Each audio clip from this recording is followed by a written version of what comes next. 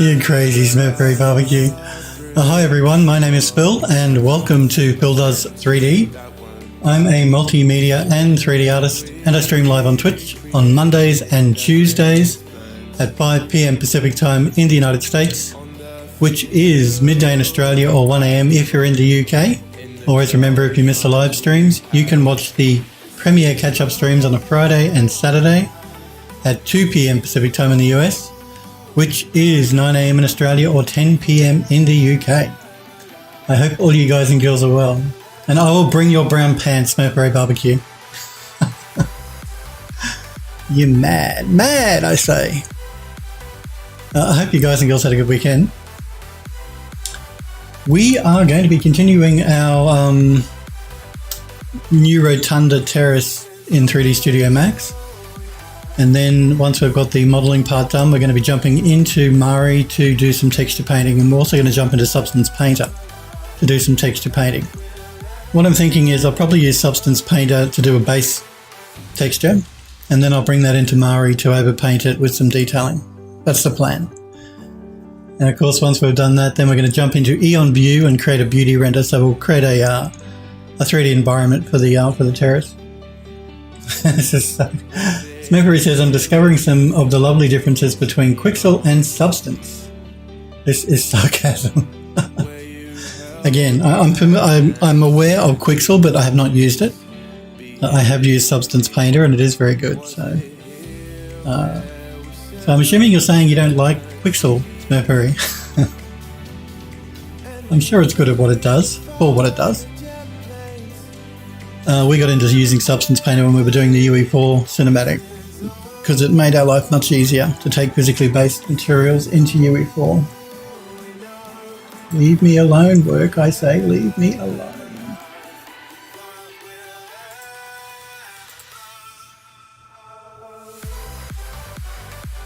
Sorry guys, I'm just catching up on some email that work is sending through, because you know they can't leave me alone.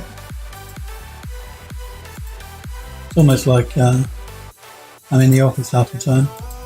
The amount of email I get sent through. And yes, I make them send email. I don't do instant messaging or anything like that, because I want to get back to them in my own good time. I don't want to be on demand, on call, like say if you're in Discord and one of your friends wants to talk to you. You pretty much immediately have to respond. But with email, I don't have to, you see. I can respond in my own time. Smurfberry says, I'm actually finding that Substance is not as sensitive as Quixel when it comes to your curvature map input. That's interesting. Smurfberry says, I can't recreate some masks and Substance that Quixel can do. But that is interesting. I generally have found Substance Painter does curvature maps pretty well. Are you doing it from your high poly to low poly, or are you just using your low poly to do your curvature? You'll get a better result if you do the high to low. Not that you get a bad result generally if you just do the low to low. You guys watched me when I was texturing up the furniture for the building. I was just using low to low for that. Smurfberry says, I baked high to low in a different program. Oh, okay. Yeah, and I generally do that too. I'll either use Max to do the baking of the high to low, because Max does it really well, or I'll use Knald, K-N-A-L-D, to do the bake. And there is another program too that I occasionally use called Mighty Bake, which does high to low. All three are good. I find all three are good. Sometimes you can get a better result from one than the other, so it doesn't hurt to try them in different programs to see what sort of result you're going to get. It really depends on the model and all those sort of things as to what sort of result you're going to get. But that is interesting. Smurfberry says, about to try baking curvature directly in Substance to see if it can produce a decent Substance flavoured map. Well, that's probably, if you're going to be texturing in Substance Painter, it's probably best to do the high to low baking in Substance Painter, just in case it does things differently. So you'll always get a better result, is what I'm trying to say, I guess, is if you're texturing in Substance, then do the high to low poly bake in Substance. Just in case, yeah, it does things a little bit differently than other programs when they do the high to low. It shouldn't, but you never know. Smokeberry says, first I have to find my high poly. Actually, speaking of finding things, that was my task this morning. I had to go through all of my folders and try and organize myself a little bit better because I've got stuff everywhere. And I was trying to find a video file and I couldn't find it anywhere. And that made me angry. So that forced me to go through my folders and start to try and clean some stuff up. So it was easier to find. I wish there was a way in an operating system to sort of, I don't know, just to make it a bit easier for you to find stuff. I know you've got the search function and stuff in Windows, but what if you can't remember the name of the file you want? You know what it is, but you can't remember what you called it, so the search function's no good. You just got to go through your folders one by one to try and find the file that you're after. So yeah, I cleaned it up a bit. So I feel your pain, Smokeberry Barbecue, trying to find those files. Again, I just want to remind you guys and girls, if you were sort of in the stream prior to it going live, like when I do my countdown, if you see the stream go up and down and up and down and up and down, that's me stopping and starting the stream so that we can get our transcodings to lock in on Twitch. It took a few guys this morning, but we did get there in the end. So I don't think it's your internet connection. It is not. It is me starting and stopping the stream. Because, you know, I stream in 1080p. I know not everybody's internet is great, so I don't want to sort of lock people out of watching the stream that don't have the best internet. Or maybe they're on mobile and mobile plans are expensive, so you don't want to be watching a stream in 1080p on a tiny mobile screen. So that's the other reason I like to make sure we get our transcoding. I understand it's difficult for Twitch to give it to every affiliate as well as partner. But I wish they would. It would make everyone's life much easier. It's because of the server costs and the power it takes to do transcoding live. That's the reason Twitch don't do it for everyone. It takes a lot of servers, a lot of processing power to do live transcoding on a video feed. Anyway, we got there in the end. Let's jump into Max. So last week we are working on this rotunda cum terrace. We don't have the terrace in yet. We don't have the stairs or any of that sort of stuff in. We've got to put that in probably today. Now there were a couple of bits and pieces I wanted to do some UV mapping on. I don't think these are UV mapped. So what I'm going to do is find what they're called here in my little browser. Now these are just supports for the rotunda top. They hold it up, which is important because you don't want it collapsing on you when you're walking around underneath. So let's just go into isolation mode. Now I think I did do these chamfer on the edges. Did I or not? No, I didn't. I've been very remiss. So we're going to chamfer up the edges, then we're going to UV map them. Always remember, if you have any questions, please feel free to pop into chat and ask me. If I can help, I'm happy to try. If you just want to pop in and say hello, like Smokeberry, which is always welcome, but if all you want to do is watch, then that's completely fine. There are many times I watch guys and girls streaming on Twitch and I don't want to talk to them. I just want to watch them. So I get it. Okay. So let's do a chamfer on these. These shouldn't be too bad to chamfer up because they're really low poly geometry. So I should just be able to do I'm going to use the quad chamfer. Why not? Why not? We're going to do smoothing groups. Smokeberry says, Dame, yeah, the curvature mapped substance baked has way more contrast than the one that I had in Quixel. Is that a good thing or a bad thing, Smokeberry? Do you want more contrast or not? Generally, extra contrast shouldn't be a problem. Just going to up the iterations to 3, just to make the chamfer a little bit smoother. Let's just pull it back a little bit more. We want a soft edge, but we don't want it to be too rounded. That should be good. And sharpness of 0.5 should be good as well. You have to show me what you're doing when you've got it together a bit more than Smokeberry. I'm keen to see what you're working on. Are you still working on that plant that you were telling me about last week? Is that what you're doing now in Substance Painter? That plant model? Smokeberry is creating like this abstract sci-fi type plant. It was looking very cool. He showed me last year. And how did the gun go? Did you finish that? Because again, Smurfberry was working on a gun as well. So, a different plant, the red one from my ArtStation. Oh, okay. Am I following you on ArtStation? I should. Pop your ArtStation link, would you, Smurfberry, into the Twitch chat there so I can click on it and follow your ArtStation account? I know I followed Euro last week. And forgive me if you message me or anything on my ArtStation account. I only generally check my messages once a week on ArtStation, so I will get back to you if you do send me a message on ArtStation, but not immediately. You're best to jump on my Twitter account if you want to contact me urgently.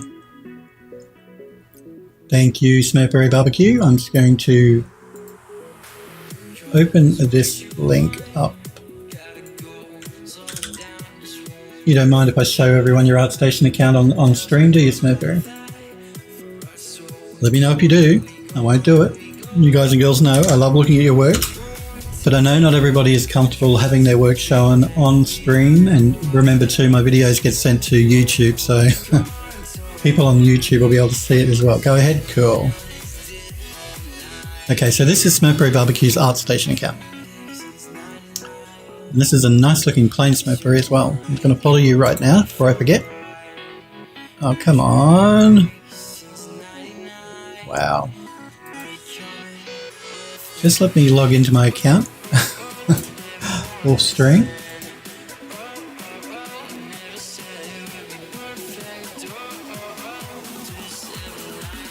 Come on, what are you doing?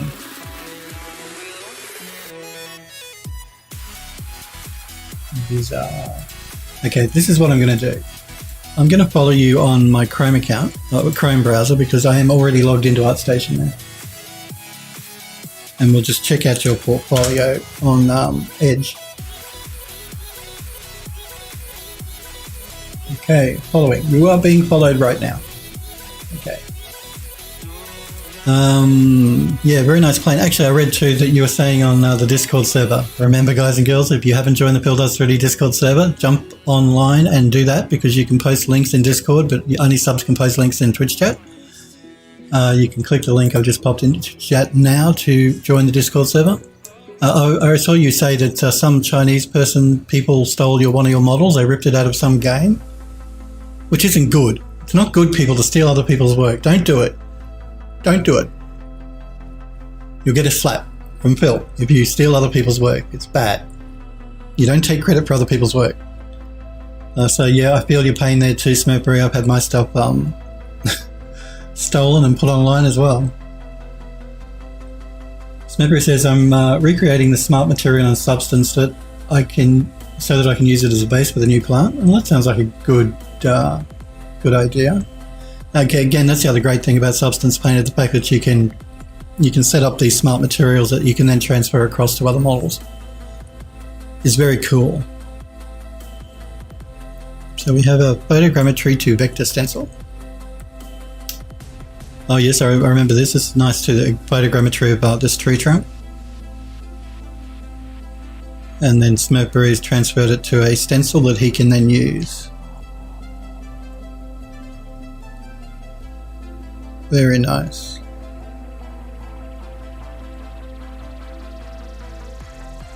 I like your layout too, nice and clean. Makes it easy for people to read. I see you've stroked your text here with black. Another good trick, if you, I don't know if you use Photoshop, Smurfberry. Stroking your text is a very good, I do that a lot when I'm creating titles for my YouTube videos, but another good way to have your text stand out is just to give it a bit of a drop shadow, a really faint one. You don't have to go heavy, but if you don't want to use a stroke, then you can use a drop shadow as well. Very nice. And painting the stencil in here. Yeah, it's very cool. Stroke is life. Again, I use stroke as well, but I generally use it for titles for my YouTube videos for the thumbnail. I just find I like drop shadow because it's a little bit cleaner, I guess, for just general text. Not saying I'm not criticizing. I am not criticizing because, like I said, I use stroke too. But generally for just text on a plain background like this, I'd use a drop shadow, a really faint one. That's very, very cool. You see Smurfberry painting the stencil in here. It's a really cool way to get detailing on a model. And Smurfberry did that by using photogrammetry, which is a really cool idea. And something I hadn't actually considered myself.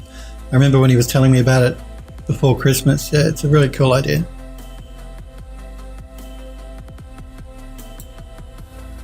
And this is the plant, I believe, that we're talking about, that Smurfberry is working on. Maybe? This is not the one that I was thinking of, Smurfberry, though, that you showed me middle of last year. Nice detailing. Creepy looking plant.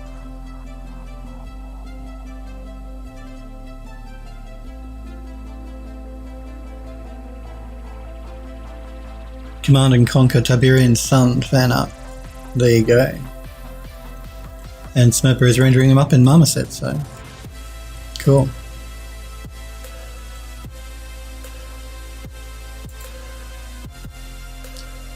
Every time there's a play button, I gotta hit it.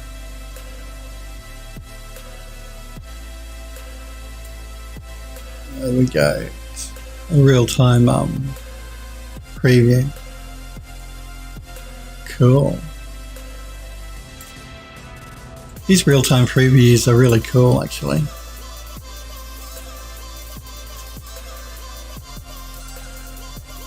And then we have, what do we have here?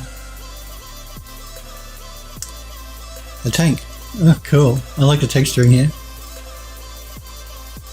That'd freak you out coming up on you in a war zone.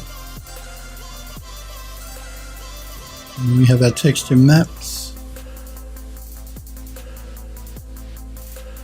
I like the model. I like the texturing too. The dirt and stuff you put on the tank. Smurfberry says, right, I finished that red one 2 years ago in Quixel, but I'm shifting to Substance Painter and I want to take the smart material from Quixel with me. So I have to recreate it from scratch in Substance, so I'm basically retexturing the red plant in Substance in order to recreate the materials. And Smurfberry says, then once I've got the material and Substance, I'm going to use it as a base for that new plant that you are thinking of. Okay, I get you, I understand. Okay. Yeah, I like the tank, I like the texturing too.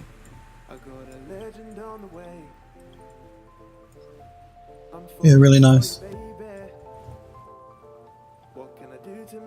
Very nice. Camouflage material, looks cool. Nice clean UV set too, which is good. And then we have our plane. I should do a boat at some stage. I've never modelled a boat. I should model a boat. I've never modelled a plane either. Nice. Very nice.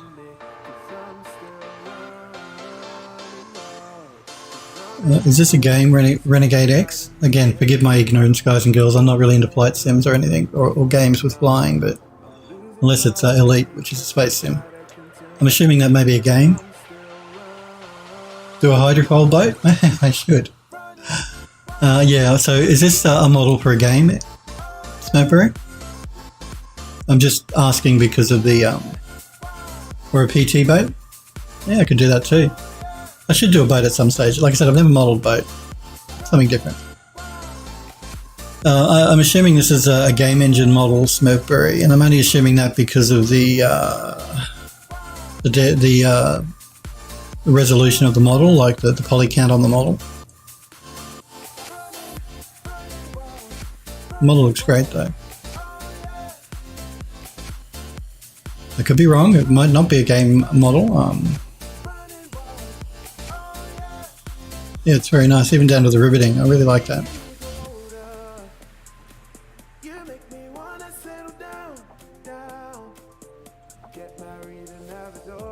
Yeah, it looks great. Smurfberry says, yes, that's a community-built free mod that recreates Command and Conquer and Renegade in the Unreal Engine. Oh, okay, cool.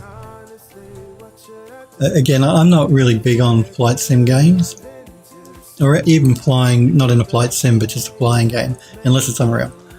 Sorry, unless it's unless it's, what's the name of that bloody Elite? Unless it's Elite Horizons or something. Yeah, it looks great. Nice texturing, nice model, and nice presentation as well.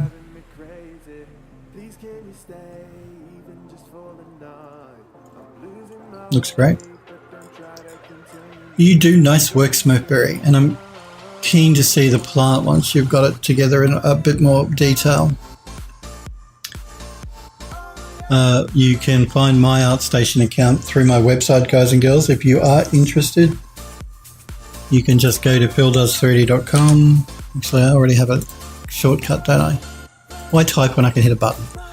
Go to phildoes30.com and you can get a link to my ArtStation account through that, if you're so inclined. All right. And where is Sniper Echo? Are you here, Sniper? My mod. Where are you? I think he had a deadline, so he could be working on that for a project he's doing. Okay, so let's copy this quad chamfer now. This is the other thing I love about 3D Studio Max, and why Max is my baby. I can copy these modifiers between geometry. It makes my life much easier.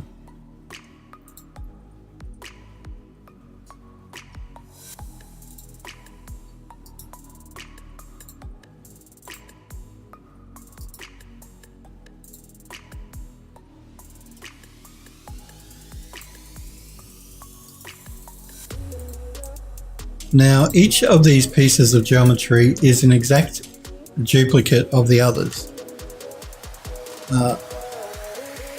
And when it comes time for us to texture them, we could create a texture that was just texturing one of them and then reuse that texture all the way around, but we risk having people notice that it's the same texture. So I think a better way for us to UV map these pieces is going to be to attach them all as one object and have them all in one UV map. And that way when I come to texture them up, paint them up in Mari, I can create unique looking materials for each of these pieces. So I think that's the way I'm going to go here. The advantage of using one texture map is you reduce your memory count and you can use a high resolution texture. But the disadvantage is you risk people noticing you're using the same texture over and over again. And because this is being created for I'm making it for my store to sell, but I'm going to be taking it into Eon View to do a beauty render. So because it's not going into a game engine, I can afford the texture memory. But again, even adding them all as one, we're going to be saving texture memory that way too a little bit. The other way to do it would be the way I showed you when I was working on the Baroque Terrace, which was my very first stream on Twitch, way back. And that was to create different texture maps for different pieces and sort of swap between them. So maybe we could create 3 texture maps here and then we could just alter them here and there. That's less noticeable that way. We could do that with the Baroque Terrace though, because the ones that we were reusing the texture on were the supports that went around the outside of the terrace. So you never really saw more than 3 at a time from any angle. We couldn't really do that with this because when you do a render inside of the rotunda, you're going to see more than 3, so it's going to be noticeable. So I think it's probably easier for us just to add them all together as one and texture them up a little bit more uniquely inside of Mari as one texture. So many options, so many options.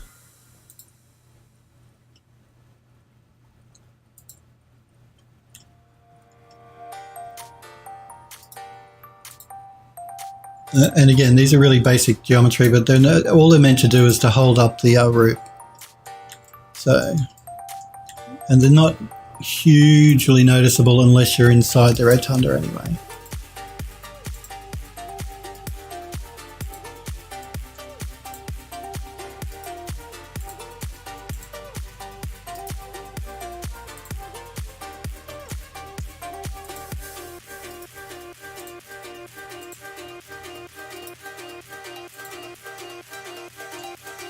Okay, I think we're back to the beginning now, which is good.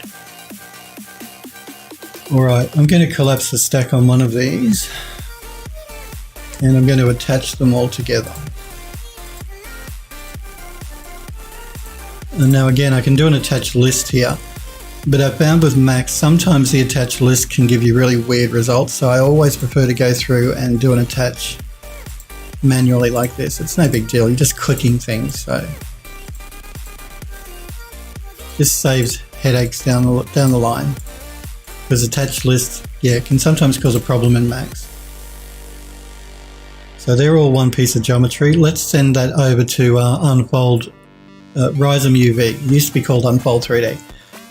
Rhizome UV is what it's called now, and we'll send them over and UV map it.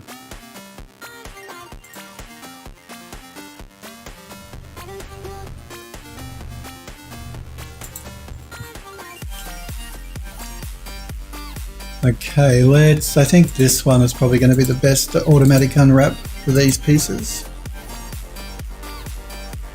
Throw down a texture so we can check it, so we can see it. And that should be good, I think. Let's send that back. We can close that and we can unhide our objects. So now we've UV mapped those up, which is good.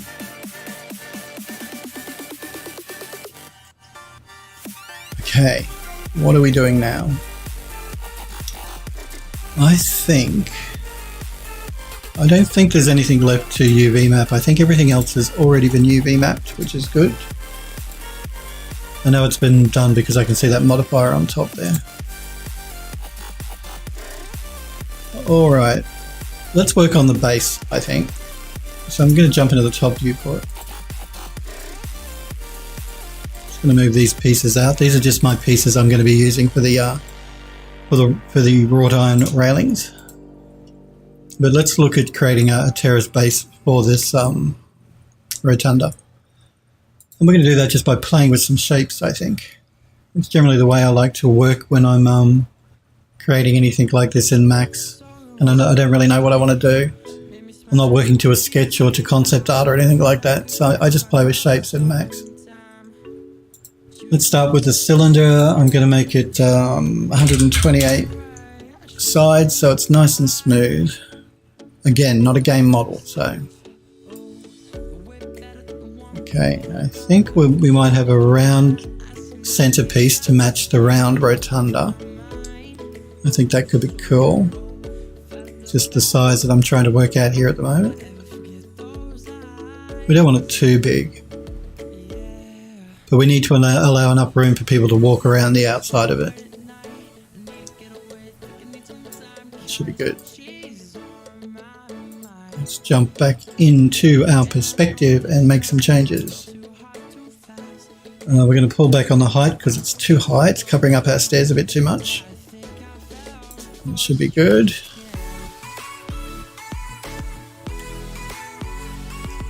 Just going to pull back. I don't want it too high. I don't want it as high as the Baroque terrace one we did. It's just a lower sitting terrace. Okay, so if we have a round circle there, we've got to somehow attach it to the stairs that are coming up on either side. So we can either go with, we could go with semicircular pieces on the side. That could be cool. We could go with square pieces or rectangular pieces. Of course, that would be interesting as well. Let's have a look at what circular pieces might look like. Now I know I want stairs through here, so I don't want to extend it past these columns.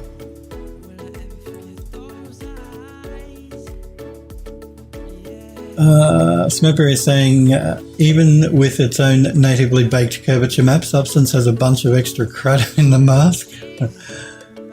What about taking the mask into a third-party program like Photoshop and cleaning it up manually like that?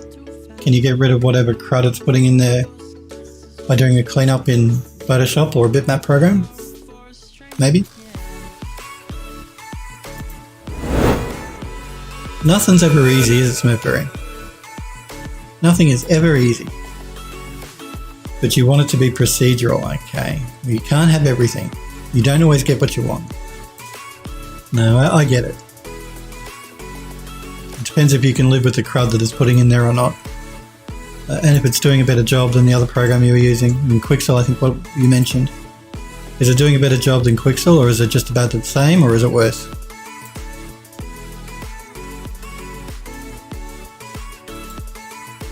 Okay, now what I'm doing at the moment is I'm just placing shapes to get an idea of the look I want for this terrace. Worse, worked just fine in Quixel. Okay. I'll stick to Quixel then. It was giving you a better result. Yeah, it was worth a try. But like I said, generally I wouldn't have thought it would have created too much of a difference between the programs. Obviously it's made it worse. So stick to Quixel if Quixel's better.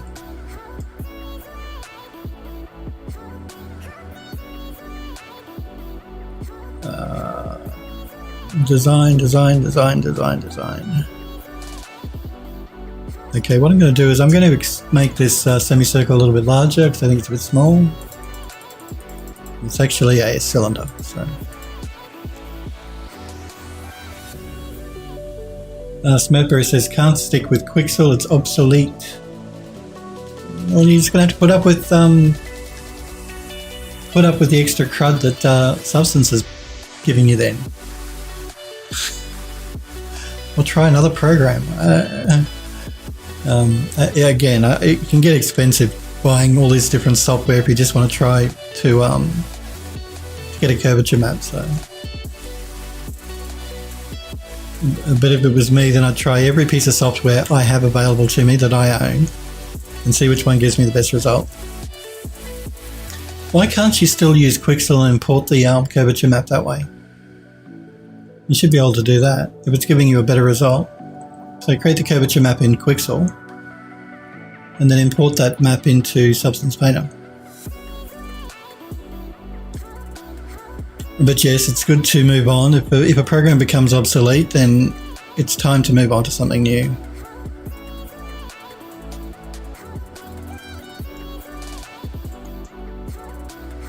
Let's just reduce the height because it's it should be level with the other one. I'm not convinced I'm going to stick to a semicircle here or to a circle. I may go to a different shape. Smurfberry says because Substance isn't sensitive enough to accomplish the same thing, that's the whole problem.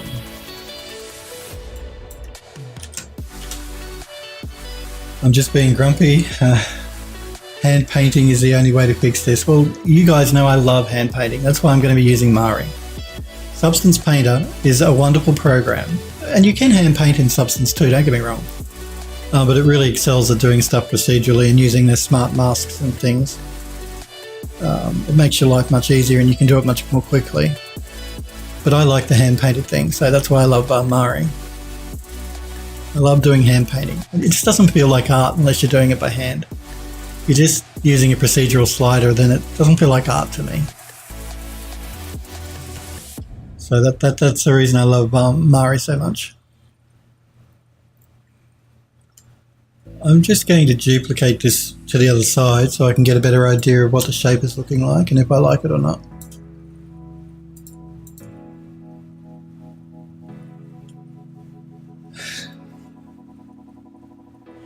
You're being grumpy, Smurfberry, grumpy. Now I have to decide if I like this shape. And what I'm doing is I'm just moving around the model, looking at it from different angles, imagining in my mind, because there's going to be stairs here and railings and columns and stuff like that, what that all looks like and whether I like the shape or not. I also have to lock down how many stairs I want. Do I want one just on either side? Do I want 4? Do I want maybe, I was thinking maybe 3. That could be an interesting look. You don't generally see 3 stairwells leading up to an object in real life, but this isn't real life, so it's my world, it's my object, I'll do what I want. 3, yeah, I know, 3. I was thinking 3, even though that's a very odd number. And like I said, in the real world, generally, they would not build a rotunda with 3 steps leading up to it. It would either be 2 or 4. I just thought 3 might be interesting. Maybe. I'm just worried 4 might be a bit much.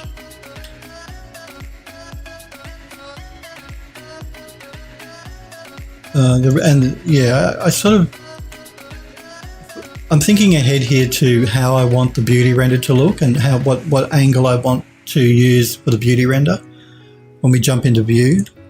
And I'm just a bit worried that having 4 might start to obstruct the rotunda a little bit, but if I come at it from an angle like this for the final render, I guess we still could have 4. We still get an unobstructed view through here. It'll only be obstructed if we look at it from there or from here. And again, remember when I was doing the UE4 House on the Hollow, and we placed the building, I said to you guys, don't ever place it on a straight flat angle, so don't look side on or front on. Place it on an off angle because it's a more interesting silhouette for the model, so it'll make for a more interesting composition for people to look at. It's nicer for people to look at. Makes your image look more interesting. So that's sort of what I'm doing here while I'm moving around. Working out what sort of angle I want to come at to do the final beauty render. And I'm thinking an angle like this. This will allow us to see the fountain water and still see through to the terrace. Now, of course, the more stairs we add, the heavier this object starts to become. And that was the other reason I was thinking 2 as opposed to 4.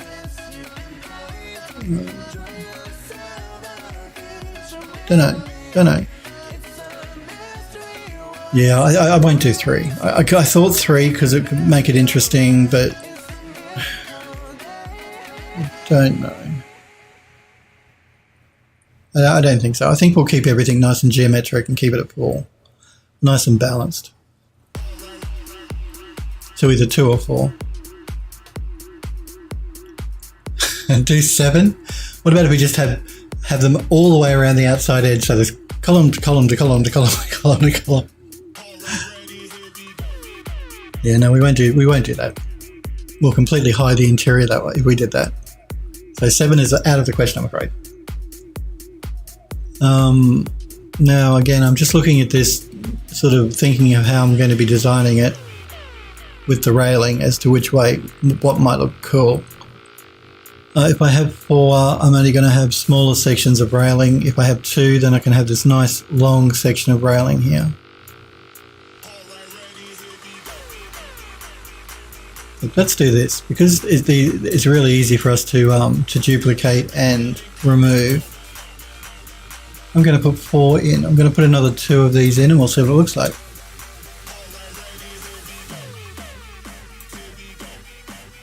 Do a copy.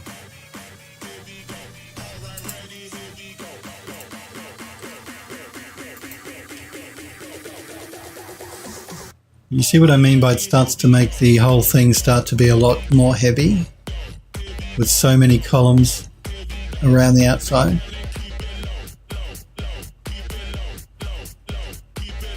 I'm not saying it wouldn't work. We still get a nice open area for our railing through here. Oh, I think what I'm probably going to end up doing too is once we get more of the design together, I'm going to reduce the size of these columns a bit, I think. But I'll wait till I get more in to make those small adjustments. Yeah, it changes the character a lot. It's surprising just how adding something like 2 extra steps can really change the look of the thing or the feel of the thing. The character of the model, as you said, Snowberry. It makes it much heavier.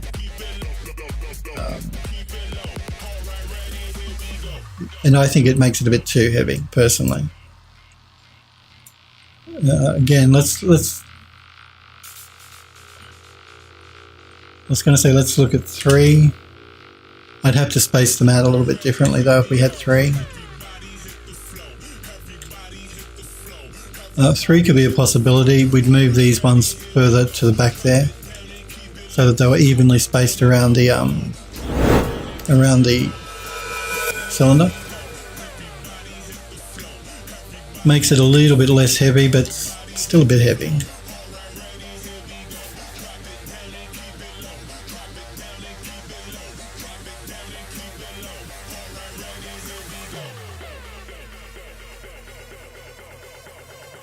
We could keep it at this orientation as well, so I'll do it a bit more geometric with 3. 3 might be interesting. And not initially when I thought 3, I thought I'd move these to the sides. So we had one there, one jutting out that way and one jutting out that way, as opposed to a straight across.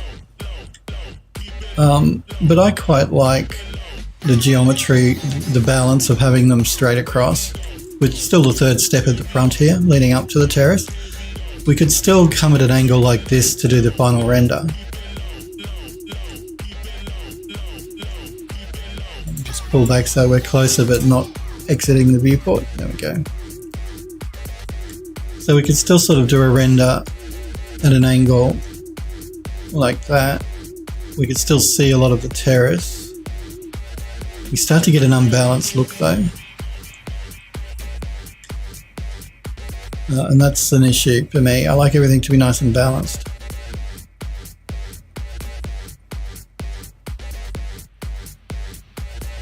And by unbalanced, I mean, you see we have a lot of columns here and very few over here. No matter what angle we come at, that's what we're getting. What I'm going to do is I'm going to do a quick save, and we're going to move a couple of the columns around.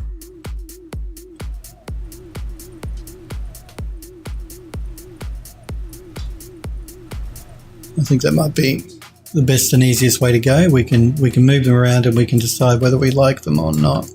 So I'm going to group these so that they're easy for me to move. I don't accidentally move something I don't want to.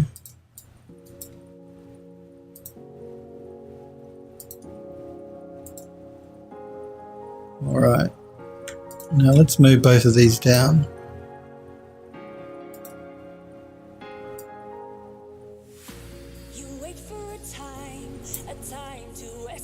And let's rotate them a little bit.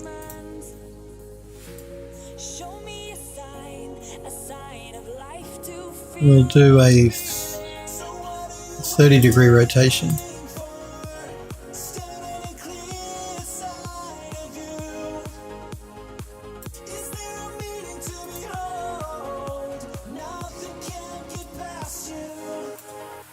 So just let me select both of them so that they're evenly being moved.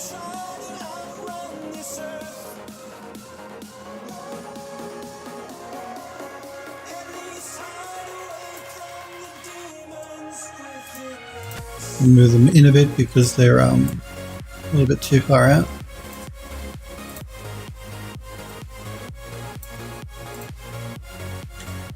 Okay, so then we have a shape like this.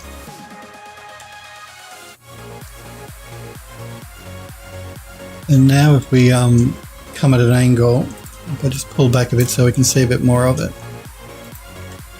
you can see the model will look a lot more balanced. We're not getting columns all overlapping each other. So if we did a render, say, from any angle like this, we're going to get a nice balanced render.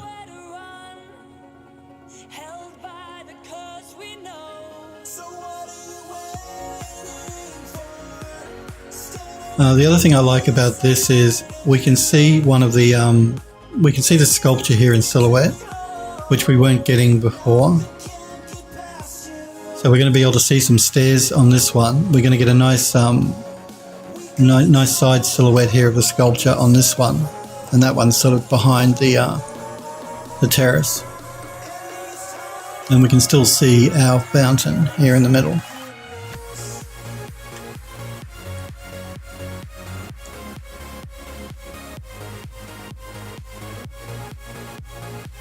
Okay, so that might work.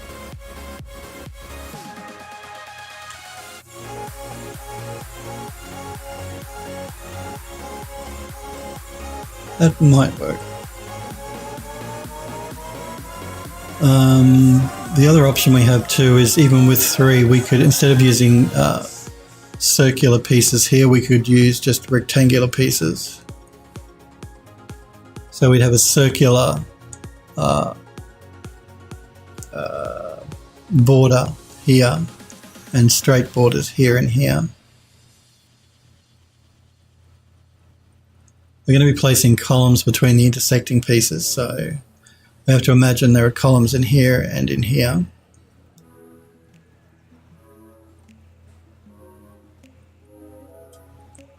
Not sure.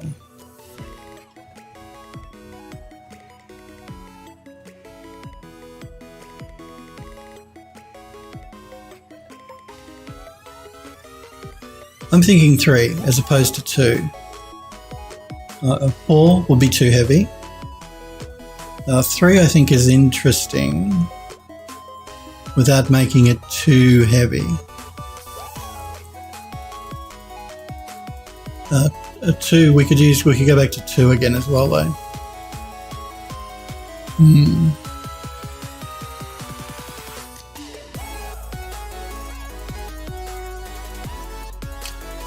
Maybe we'll keep it at 3. I've not created a terrace where it has 3 steps going up to it. Again, generally you wouldn't find this sort of design in the real world. I'm not saying you couldn't. Normally it would be 2 or 4. But because I don't have anything in my store that's 3, it might be an interesting, different way to go.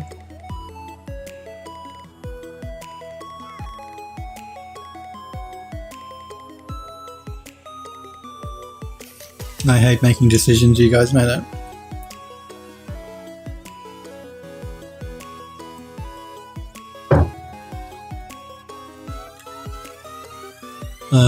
Yeah, with 3 we can still get the look of 2 because the other one is hidden behind the rotunda. So, or if we really want to show it off, we can rotate our camera when we do our beauty render and come at it from an angle like this, so we can see 3. Or we could come at it from an angle like this and we see 1 on either side, so it's still nice and balanced. So I think 3 gives us a few options. We might stick to 3. Now we've got to decide whether we want circular pieces here or rectangular pieces. So what I'm going to do is I'm going to place some rectangles and then we'll hide the circles and we'll compare. So let's do that. Let's start from about here.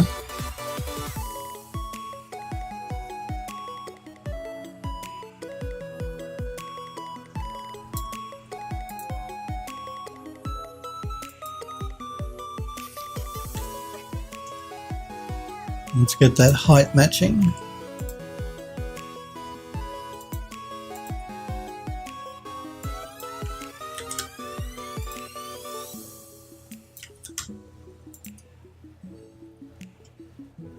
Okay, let's copy them around.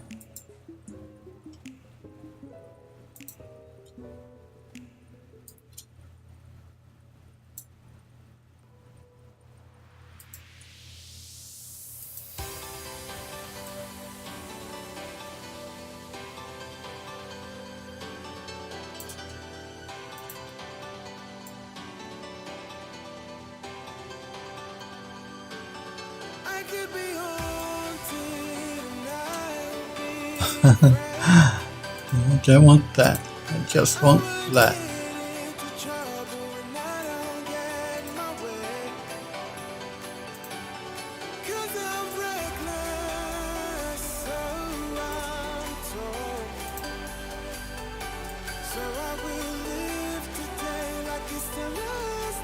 Okay, let's select everything, and I'm going to hide these circular pieces. And then we'll go into isolation mode.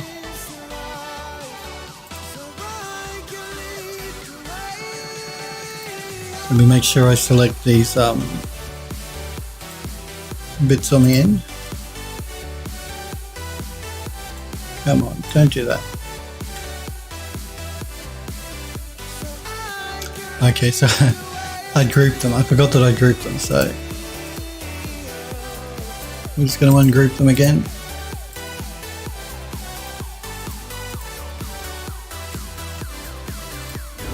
can deselect the circle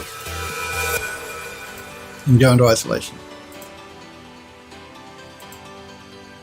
And look at the squares as opposed to the circular pieces.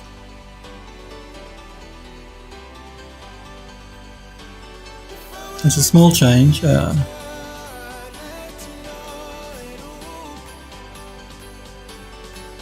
Smoker is asking me, how modular will this be when you sell it? That's a good question. Generally with these sort of models, I don't make them too modular.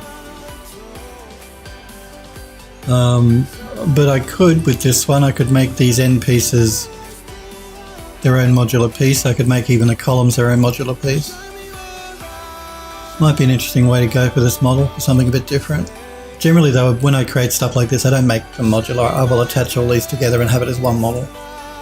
The idea with these sort of pieces of these designs are, when people buy them, they buy them if they want to make if they want to make artwork. So not so much that they want to make something new out of what I've given them. They want to take what I've given them, put it in an environment, render it out and make art that way. That's generally what people do with the stuff that I sell. I did do a sci-fi city years ago for Cornucopia 3D. That was very modular. That allowed people to put together a cityscape based on these modular pieces. That's really the only one that I've created modular. And that was when I first started selling my stuff, so that was a long time ago, over 7 years ago. But I could for this, I could make it modular. Which is, I'm assuming Smepper is asking, because if it's modular, then the rectangular pieces will be more appropriate than the semicircular pieces. It'll be easier for people to put them together. Smepper says you could bundle the stairs and columns as separate meshes so someone could choose their own symmetry. That's true, yeah. T-junction or trilateral symmetry. Yeah, no, that's a very good point. Yeah, I could do that.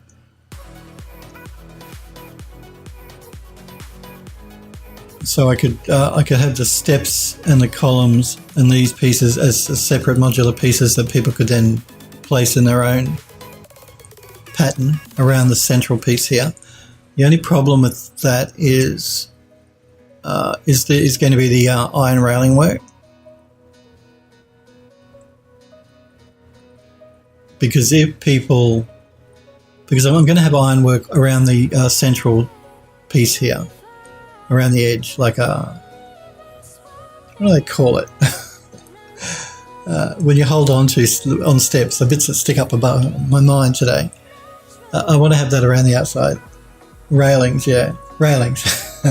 Yeah, so setting up railings for it would be a pain for people if I made it modular.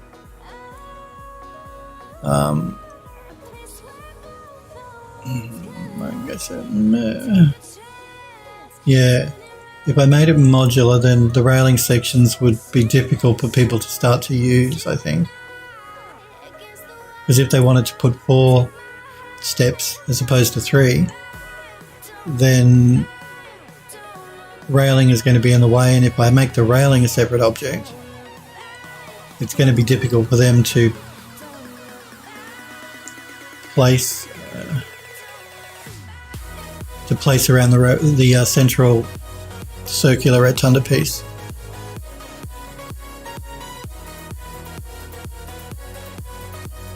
Like, I'm not saying it's impossible. Like, I could create railing that was sort of sized between there and halfway through here, so they'd use 2 pieces if they wanted this configuration.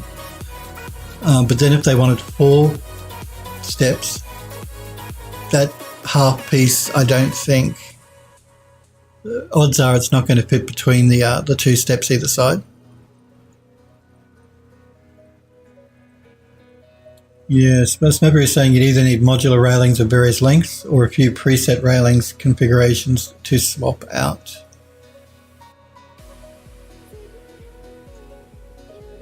Yeah, I get it. We can make those decisions after the fact anyway. I mean, that's sort of like the last step. I mean, I do have to think about it at this stage, because if I'm making it modular, I have to come up with pieces that are going to fit.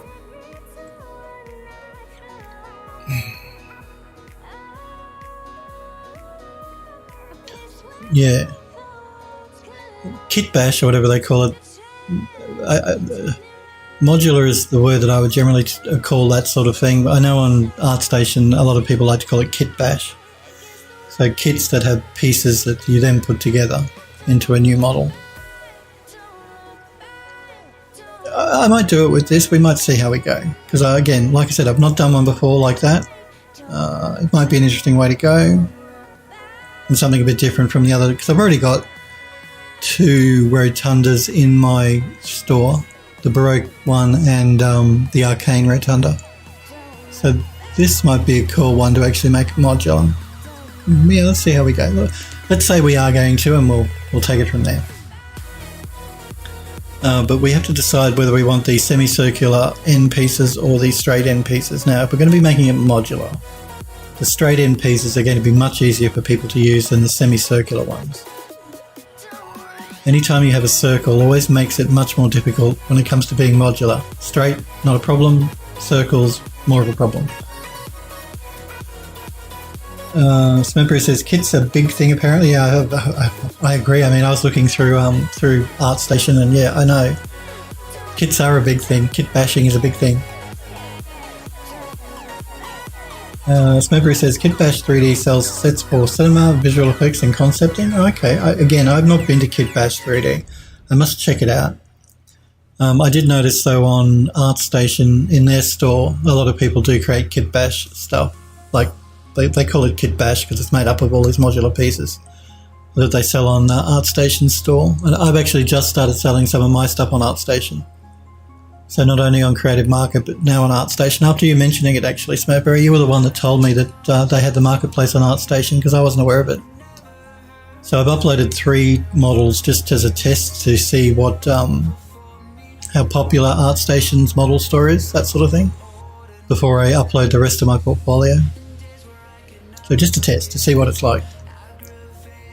I do these tests. I don't like to sell my work on 100 different websites where you can buy 3D stuff. Like, you know, Turbo Squid, which you would be insane to sell on Turbo Squid because they take 60% of your profit. They're ridiculously... they charge way too much in commission on Turbo Squid. And so I avoid Turbo Squid like the plague. I would never sell my stuff there. Smurfberry says they were advertising on the Bob Ross channel a couple of months ago. Okay, that they had a few pro artists do timed exercises using their kits to make scenes on stream while doing Q&A. That's a cool idea.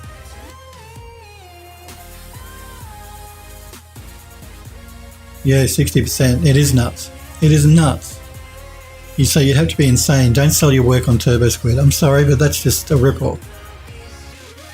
Unless they've changed it. But when I looked at selling my stuff online, I looked at Turbo Squid. I have an account on Turbo Squid, but I don't sell anything on Turbo Squid. And I only really sell on Creative Market at the moment. So I don't sell my work. I don't fling it out to the internet far and wide on every 3D site that sells models. I do that for a reason, and that's because I need to be able to provide customer service to all the people that buy my models on these different sites. So the fewer sites, the easier it is for me to get back to people quickly if they have comments or they're asking me things. And the other reason is the fewer sites where you sell your models, the less chance there is for people to steal it or to buy it using a stolen credit card, then put it online on some file hosting account for people to download for free. So you've got more control over the distribution of your model. They're the reasons I'm careful about where I sell my stuff. Because you put a lot of work into making your stuff. You don't want people to steal it or give it away. I mean, you know, I understand that people might like to get stuff for free, but, you know, people put work into creating this stuff. So it's not really nice and not good.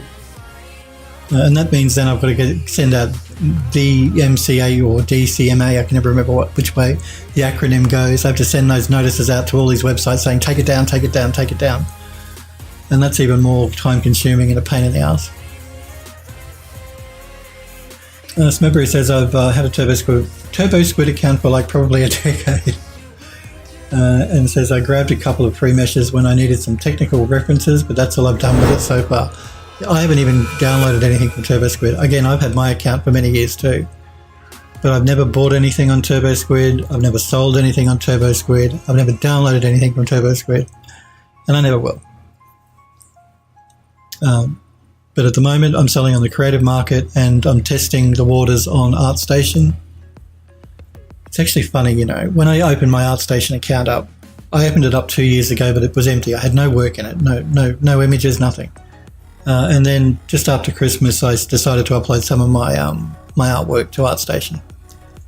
And it wasn't long after that I noticed I started getting a lot of emails from other companies, like QBrush, I think was one. There were 2 or 3 other 3D sites that said, "Oh, we'd love you to sell your work on our marketplace." I didn't, of course. I don't reply. If I want to sell on your marketplace, I will open an account.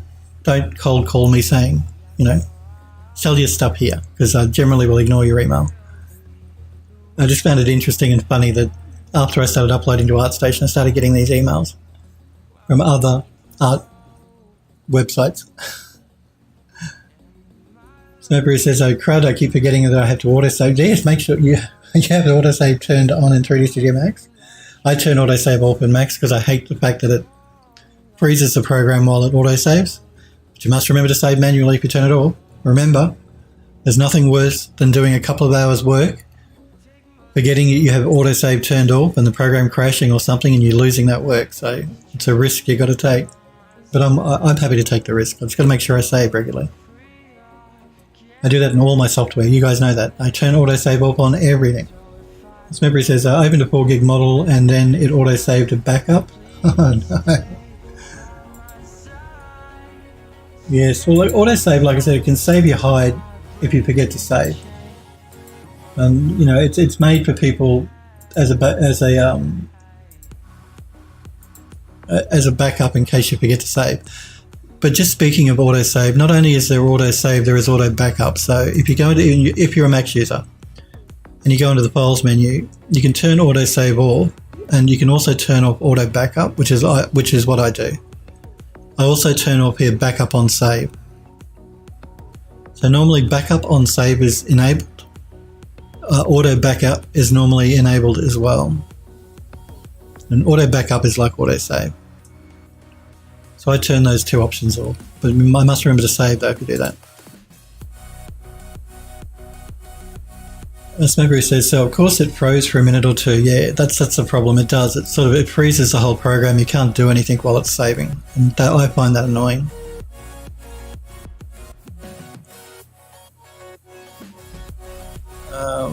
Now getting back to the design of this terrace.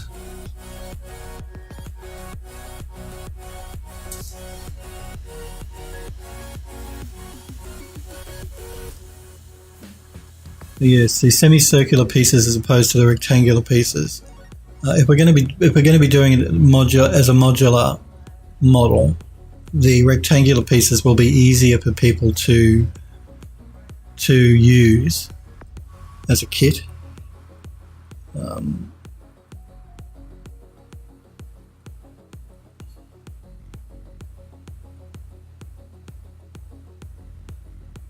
So I'm probably, even though I prefer, I think, the look of the semicircular pieces, we could still probably use the semicircular pieces if we're really careful.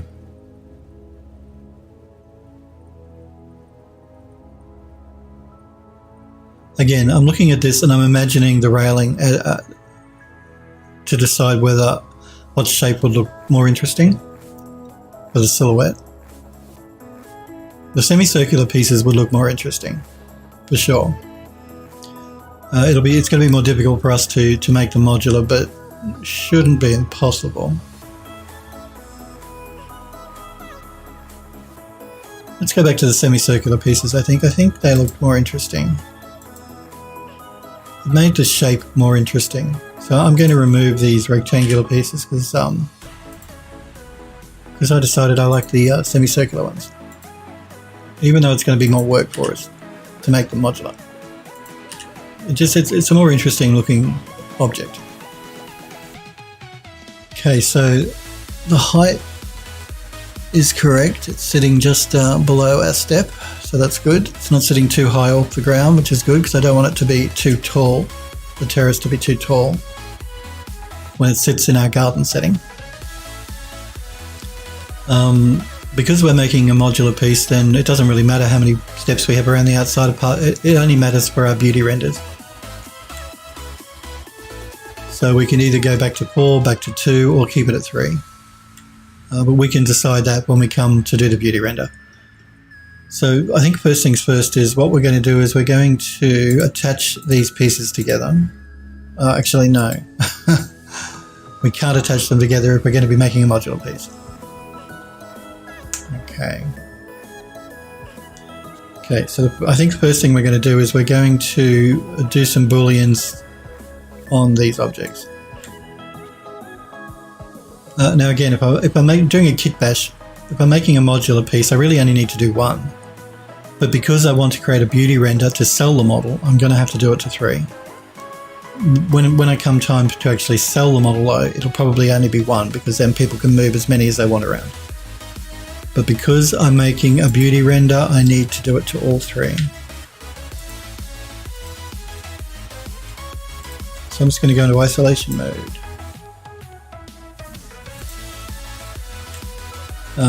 Because we have this Z fighting happening, that's not good. There are a couple of options we could take here. We could lower these down below the height of this so it's like a step up. And that's quick and easy, I'll show you what I mean. So that's the edge there. At the moment you see they meet. We could drop it down a little bit so it's like a step, and that could be cool. Anytime we add depth, it always makes for a more interesting render because we get shadows, nice shadows happening. So it might be best, I think, we could either do that or we could do a boolean to subtract it to keep it level, but I think it's more interesting with a step. So I'm going to keep a step. But because we want to make it modular, we still need to do a boolean so that people can, we don't have to, people could intersect it the way it is here, but a boolean will make it a nice, look much cleaner. So, but now that we've dropped it down, we need to fix the bottom because the bottom one is sitting lower than the other one. So I'm going to just undo that movement and I'm going to change the height of this.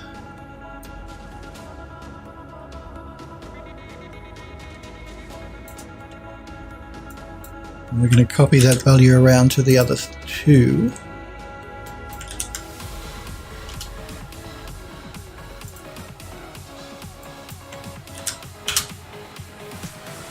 Now we're going to do a boolean.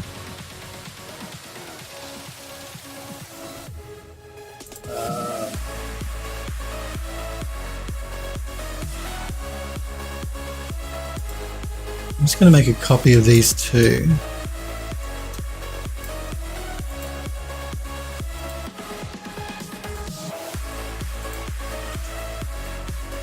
Let's jump into our modifiers. Compound objects and boolean. I'm going to do a subtract. I'm going to subtract this from that.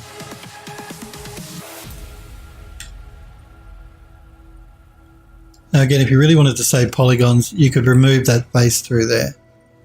Again, I'm not going to worry about doing that because I'm not really worried about poly count. But if it was a game model, you certainly would remove that base through there. No need to have it if it's right up against the base. The same sort of thing, actually, a game model, I'd keep the bottom, I'd keep the mesh airtight just to prevent any light leaking behind it in the game engine. Okay, so now we can get rid of that one, move that one back down.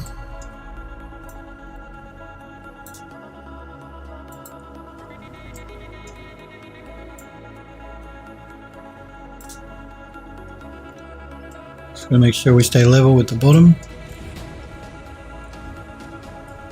I could use object snap here, snap to object, but I find it just as quick and easy to do it by hand.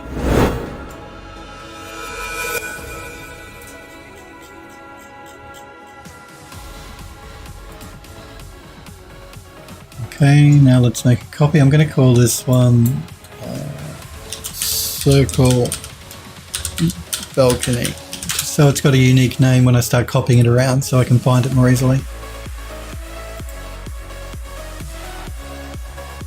Smeppery says, I never answered your question about the gun. I wanted to rig it and do a couple of animations, but I hate rigging and animations so much.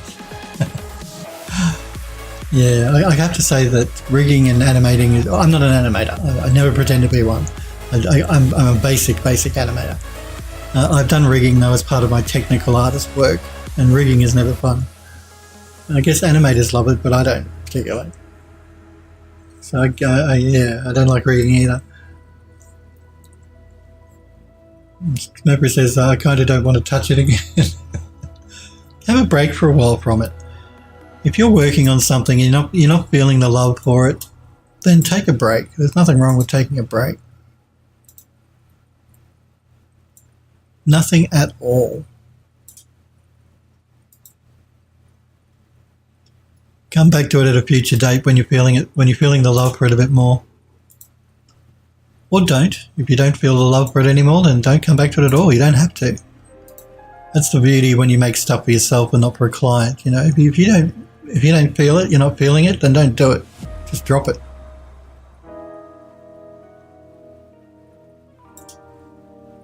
Let's get rid of that one.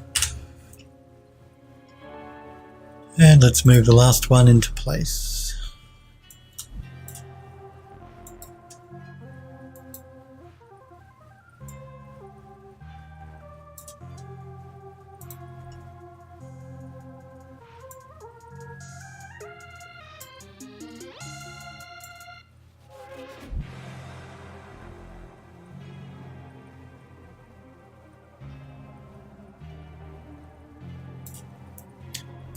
And get rid of that one.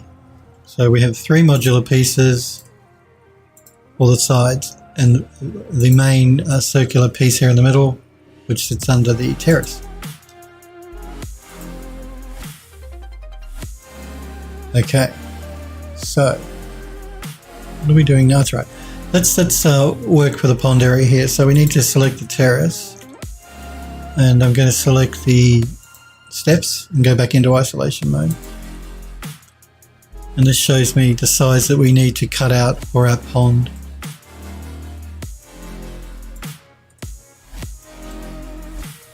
So let's jump back into our standard primitives and select our cylinder.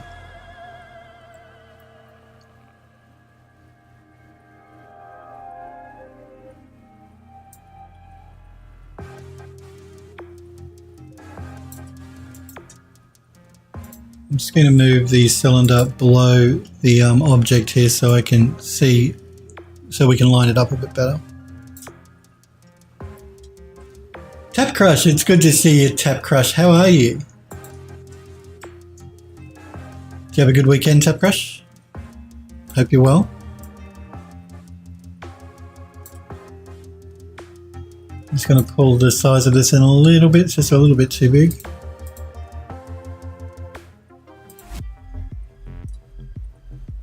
You're doing great? Well, that's good to hear. It's always good to see you too, Tap Crush. You working on anything interesting? You doing up to anything? But it's good to see you. So yeah, I'll just what I'm going to do here is I'm going to make this a little bit bigger than the surrounding steps. You're learning to code micro games in Unity? Oh, cool. That sounds really cool. What's a micro game? Educate me. What's a micro game? Is that like what? Is it like maybe a mobile game or something? Or?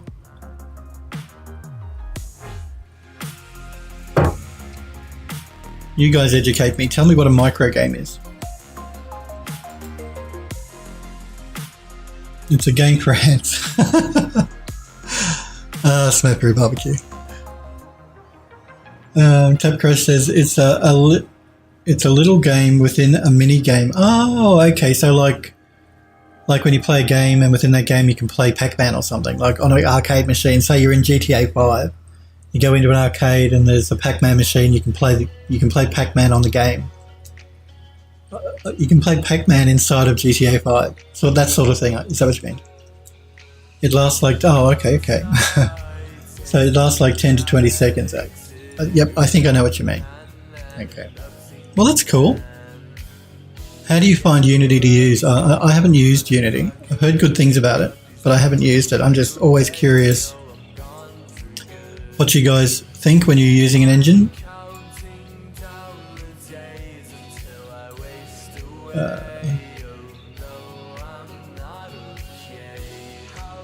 Tap Crush says, kinda Wario.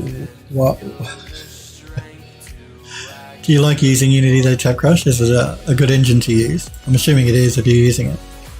I have heard good things about it. I'm actually playing a game at the moment. I think it was made in Unity.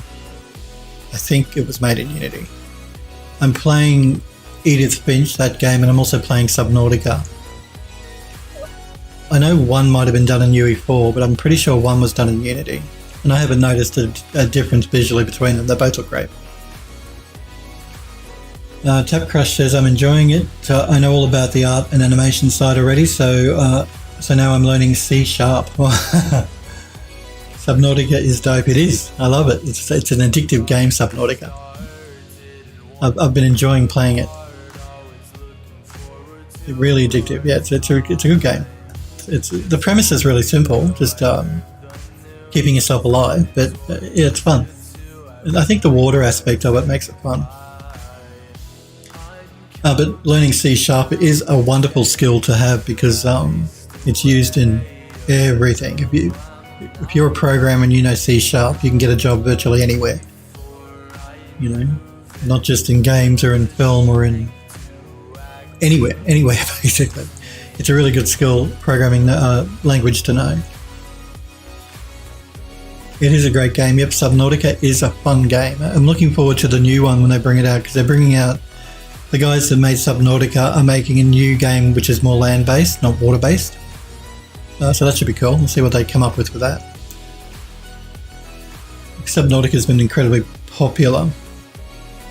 Now I have to decide how deep I want my pond to be. I don't want it too deep.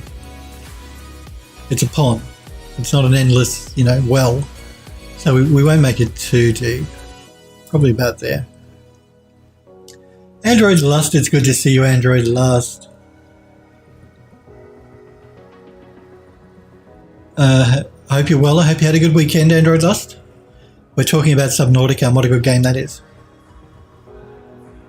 You're late? That's okay. It's okay to be late.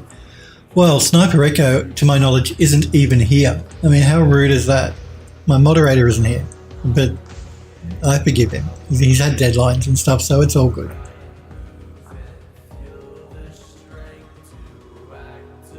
I hope he's well, though. I hope he's okay and he's not stressing out. I don't want Sniper to be stressing.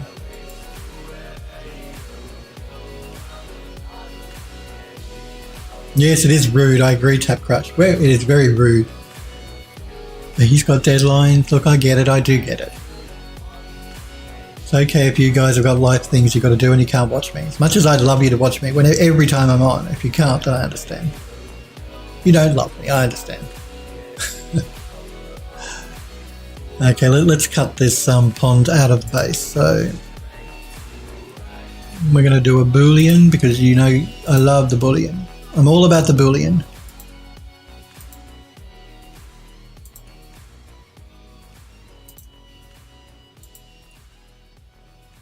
There we go. I'm just going to undo that. I just want to make the cylinder a little bit bigger, I think.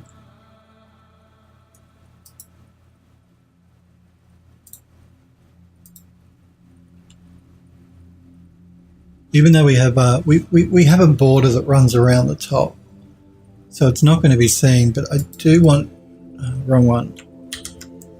I do want to make the cylinder out just a little bit bigger.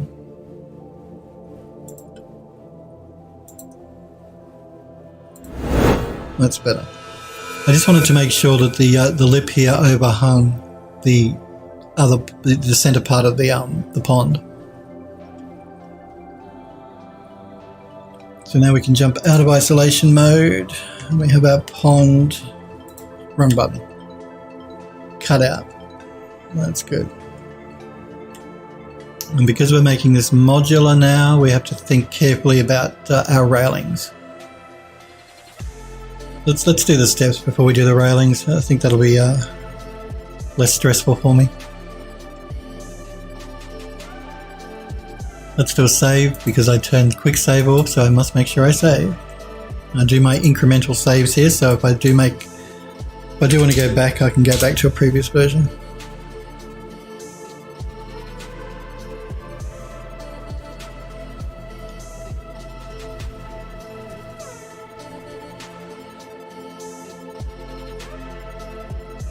Okay, yeah, let's look at the steps. So, first thing I'm going to do is I'm going to decide how wide apart I want these columns to be.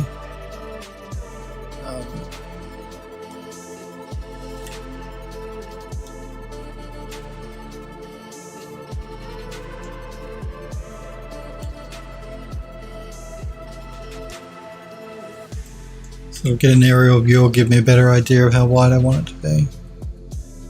We're probably going to end up reducing the size of these columns. They're a bit too big, I think. I think that's what we'll do first. I'm going to...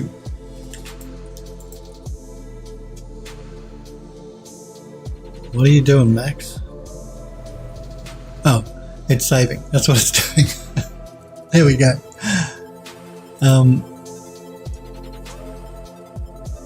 No, what are you doing, Max?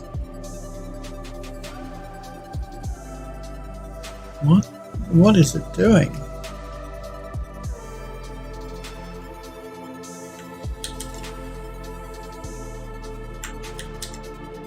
There we go. Oh, you're pushing my buttons today, program. You really are. It's thinking about crashing it. Don't say that.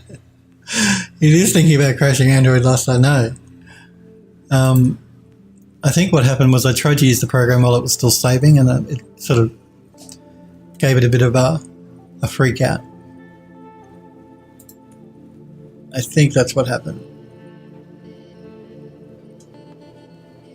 No, it's still freaking out.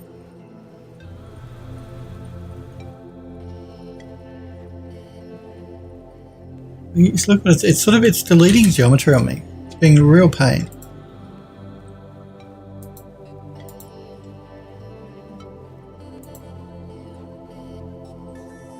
Okay, what is going on is I was using a Boolean. I have add operands still selected. That's causing Max to freak out.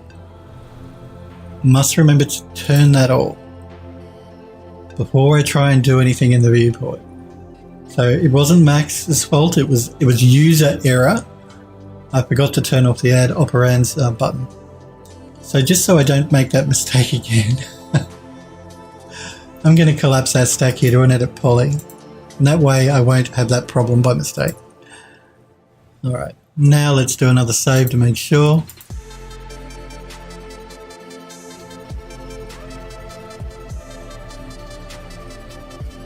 I can have a copy while it's doing that.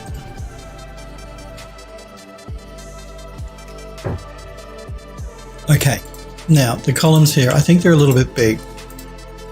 Again, I really, because I'm going to be creating a modular kit bash here, model, I really only need to do one of these columns, but because I need a model put together for the beauty render, I'm going to do them all as if it's not a kit bash, as if it's not modular. So I'm just going to get into a position here where I sort of think I might want to do a render and decide how high I want these columns to be.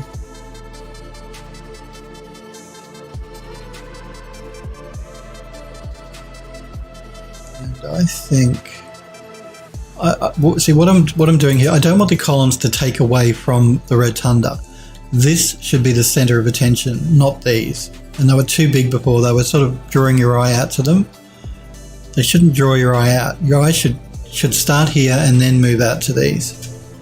So by making them a little bit smaller, they're less likely to draw your attention.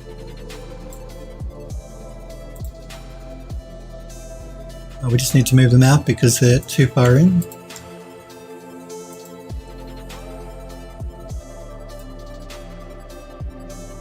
I want the semicircular piece here to be about halfway into these two column pieces. So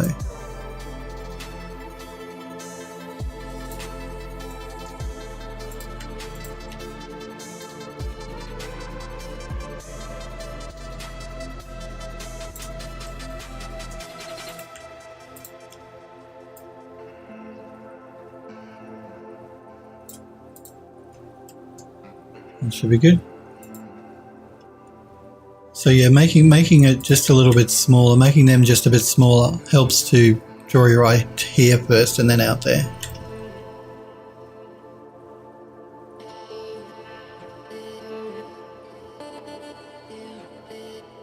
Do I want them any smaller? No, I don't think I want them any smaller. Okay, so let's look at adding some steps now. Show me where we began back in 95. Where our love grew. See, this is why I like Max so much and why it's used so much in ArchViz, because they have all of these built-in things that architects and designers that work in ArchViz like to use, like stairs and window frames and all that sort of thing.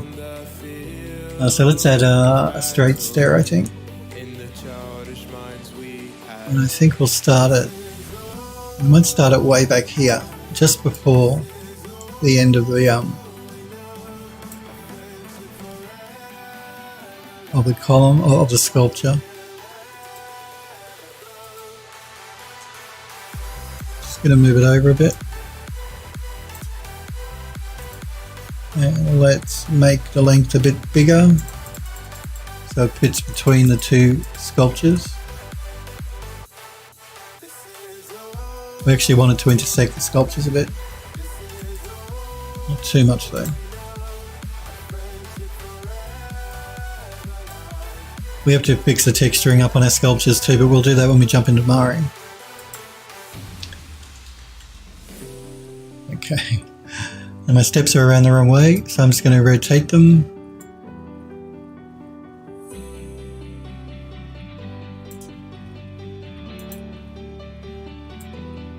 Was it here where you first kissed me on the cheek? Where you held my hand and said you'd always be here for me? Was it here where we sailed the 7 seas? And we flew the fighter jet planes and scored a win. Let's change the length because it's a bit long now.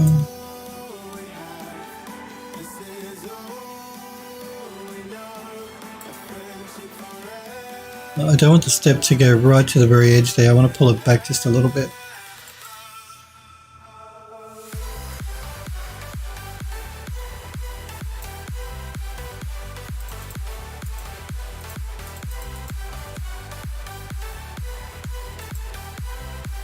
And let's get the height of our steps correct.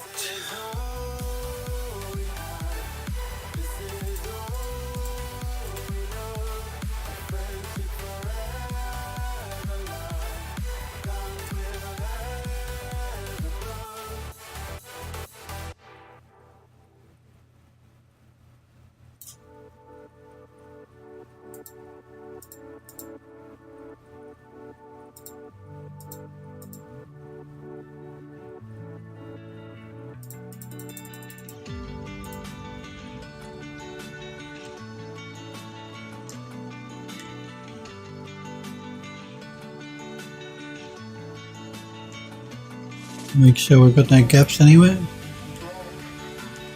We do have a bit of a gap here. Now that gap here in the corner is going to be hidden by the column, I think. But just to be on the safe side, we might just push this back a little bit. So I'm going to throw an edit poly on top of this.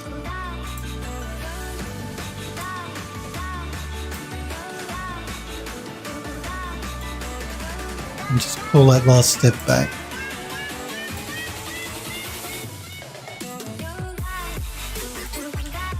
Okay. Now I'm going to open this group up. And we need to fix our columns because they're intersecting our steps.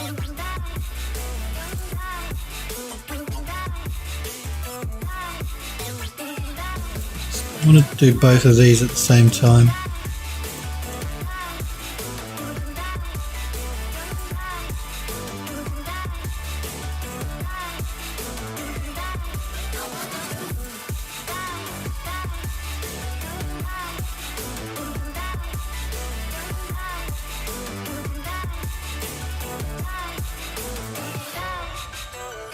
Let's squish this one down.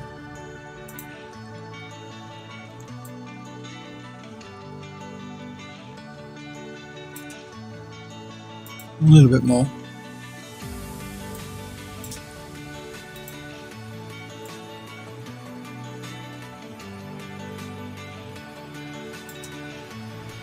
I'm going to go into sub-object mode here. I'm going to scale the end pieces up so that they better match the width at the front.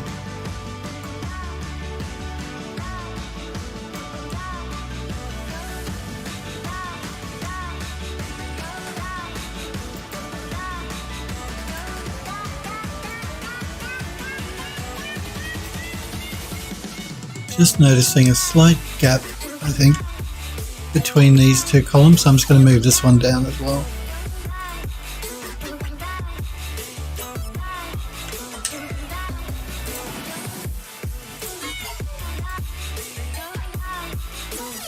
That's better. I'll make sure the bottom one is fitting okay, without a gap. That's okay.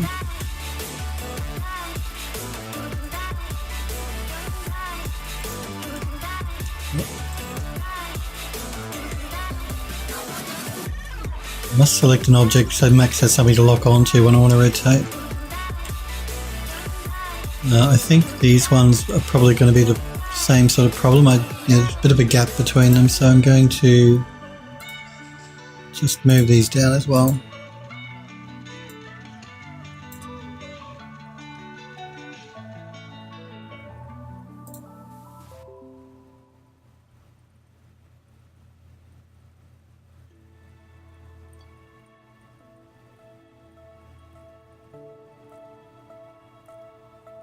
Am I still streaming to you guys? I noticed OBS said I disconnected.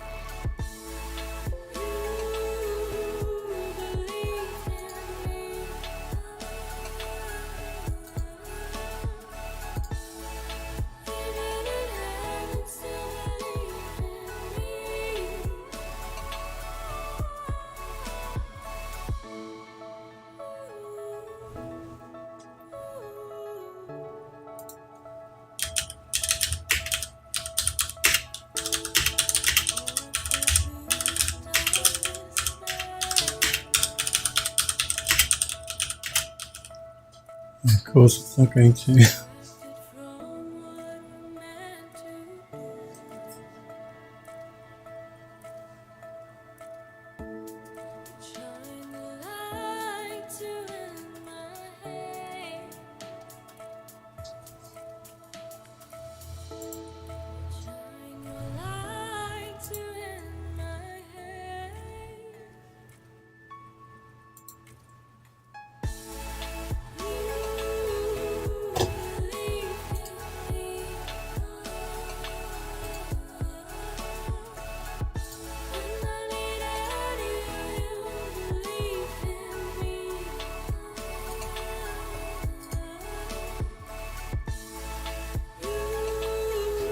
Sorry about that, guys. I think I had a slight hiccup with my internet connection for some reason. Hopefully, guys and girls are still there.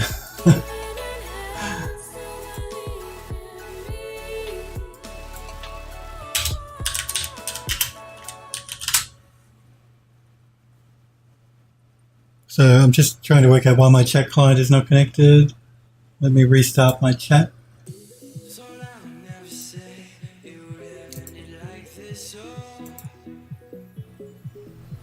Make sure everything over here is doing what it should be doing.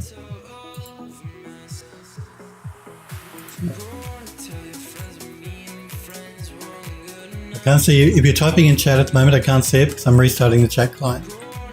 I'll be with you in 2 seconds.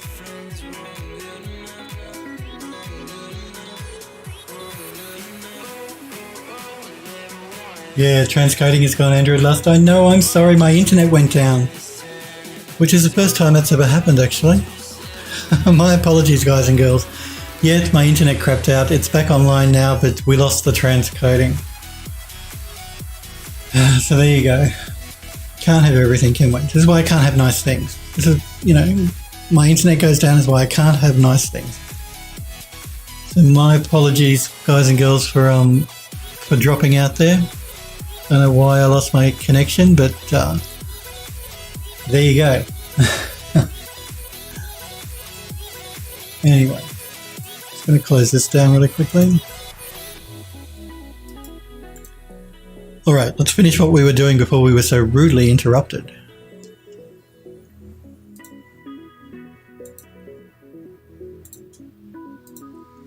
It only happened that I noticed that OBS said that that I dropped out, that I even knew. I was probably rabbiting on for half an hour here to myself with no one watching, not noticing that things had cut out.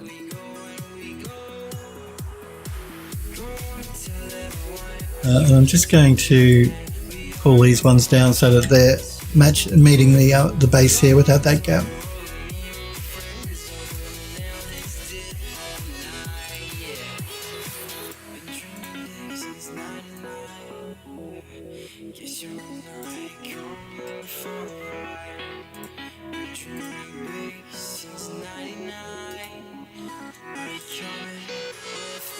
Yeah, I know. Android Lust says, my eyes love the 1080p, but my internet hates it. I know, and that's why I always try and make sure I get at transcoding. But for me to get transcoding at the beginning of the stream today, I had to start and stop the stream about 6 times. And because we're into the last 20 minutes, I didn't want to do it 6 times. It was just not worth the effort. So my apologies. I know it's difficult for people on potato internet to watch me at 1080p. I get it, because my internet's generally not that great, as you just saw. But 1080p it is for the last 20 minutes today, I'm afraid. All right. So they're all good. We've got our columns meeting up with our balcony. We reduced the size of the columns, which is good. And we put our stairs in. Don't worry about this one or the others. I'm going to duplicate this column for the rest of them in 2 seconds. Okay, let's close this group. I'm going to be calling this one columns stairs.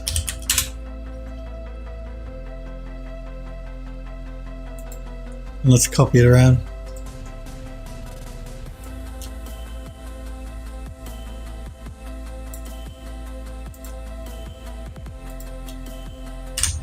Just going to delete the other, the old version. Let's copy this one around.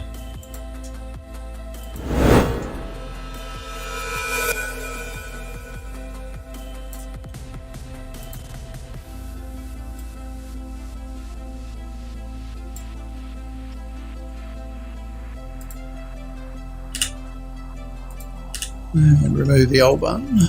And then the last 2. So I hope I deleted the right one there. Yep, that's okay. Yep, that's okay.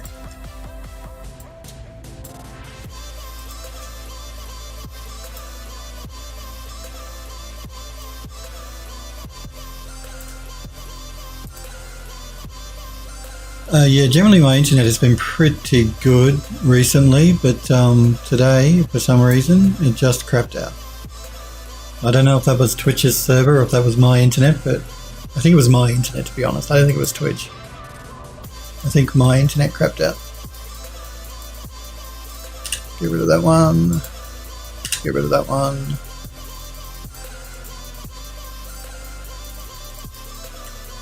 Okay. Okay, I forgot to copy that one over there. Okay. Thinking, what? No, what?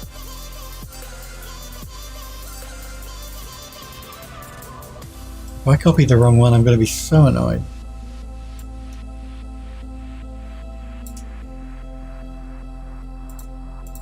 I think I deleted the wrong one here. Yeah.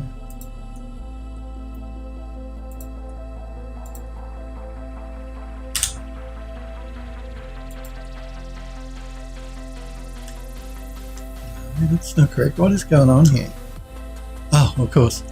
We have to mirror this because we copied it from the other one. There we go. So we mirror it. We're gonna have to do that for the ones around here as well. So this one needs to be mirrored. Okay. We're gonna have a problem mirroring this one because of the angle it's on.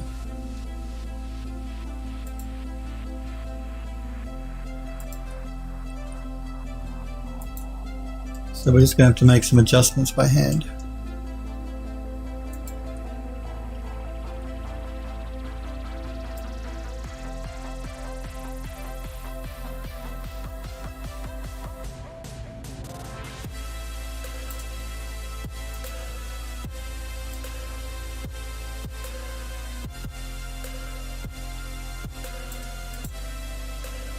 In fact, I think the easiest way for us to do this is going to be to,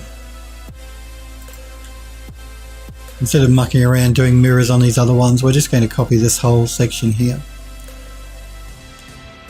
So I'm just going to select these. I'm going to group them. And we can copy them.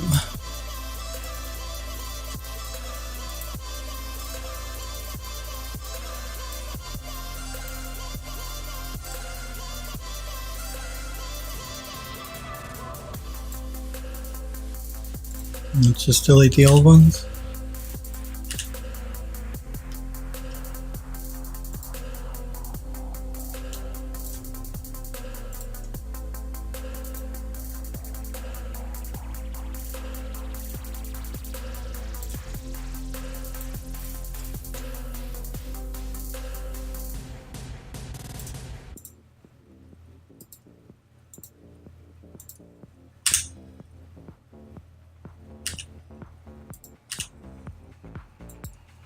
Alright, now we should be good.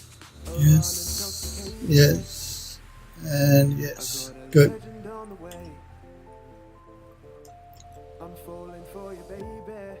Alright, let's do some,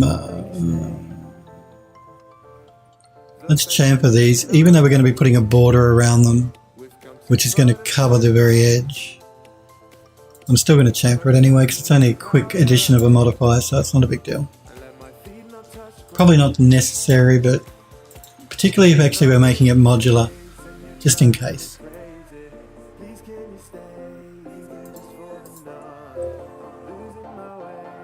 Oh, wow. Max, you.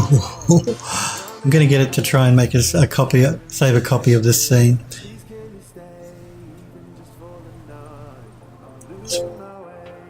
First time Max has crashed on me in quite a while. Let's see if we can save our work from that backup. Jeez, it's all happening today, guys. Internet drops out, Max crashes.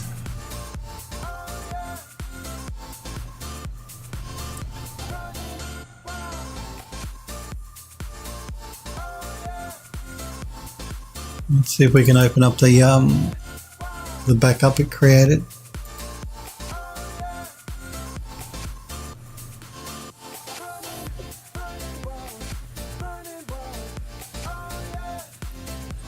Not the end of the world if it can't, because we changed some column heights, we made some small adjustments. And we added the stairs, so it shouldn't be too bad. Okay. Now that's interesting, the way that it seems to have deleted our central piece for some reason. It was to do with that Boolean operation. Crashing programs is a way of life. That's right. You expect this sort of thing when you're working on a PC, no matter whether you're doing 3D or art or anything. Things crash. That just happens. Programs break. I'm just wondering why it deleted my centerpiece there. Why did you do that?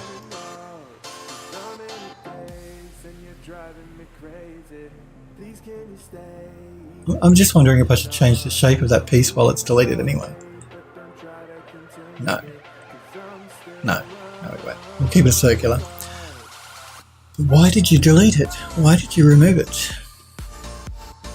It was because of that Boolean operation we did. I'm going to do a save here, save as, so we can save a new version. Send it back to where we were working. So we're going to save this as a version 11.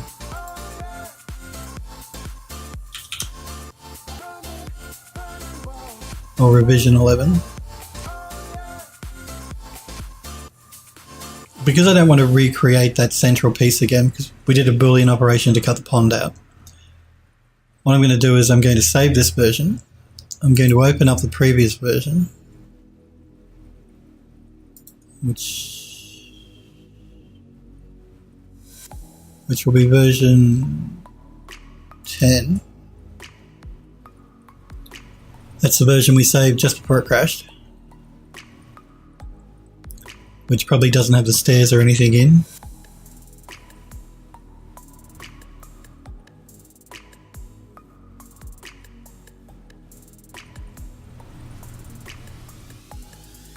Yep.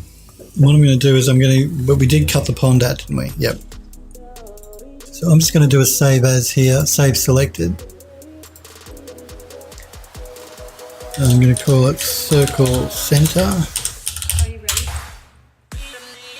Now I'm going to reopen the version we just saved out, which is version 11. No, I don't want to save.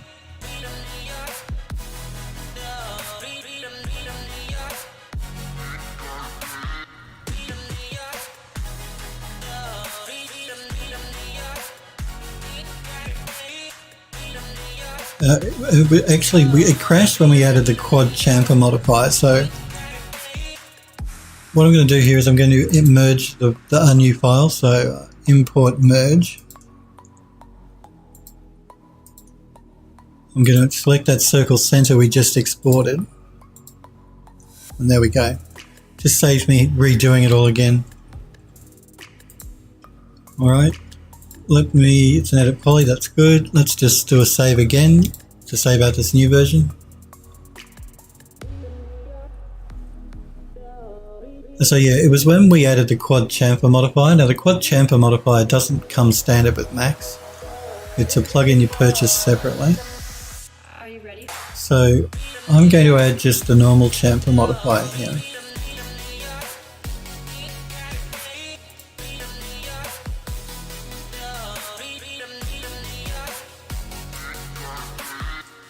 That seems to be okay. It could just be a problem with that quad chamfer modifier.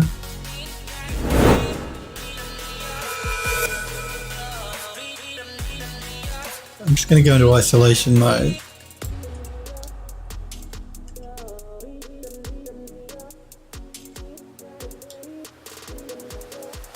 Pull back a little bit here on the tension. Are you ready?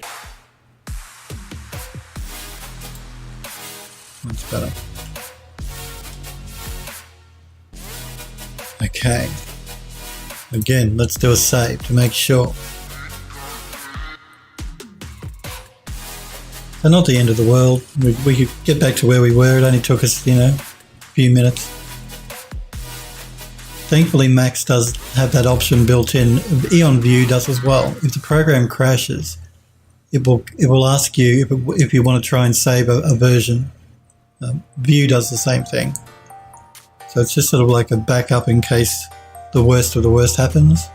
It'll try and make save out a backup version as it's crashing, which is nice.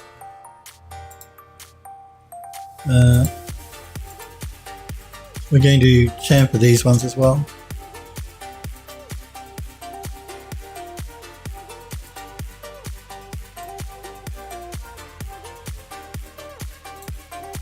Pull back on the tension. Let's copy that modifier, jump out of isolation mode, and I'm just going to apply it to these other two pieces.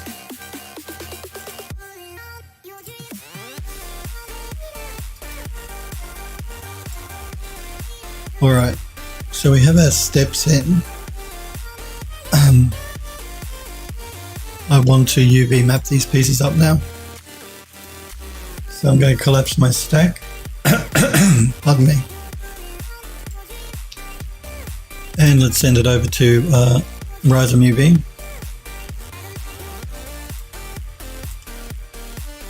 Again, that's just an error that Rhizome is doing. It's not a problem with the mesh.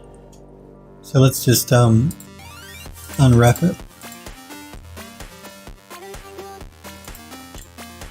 That's fine, let's send it back.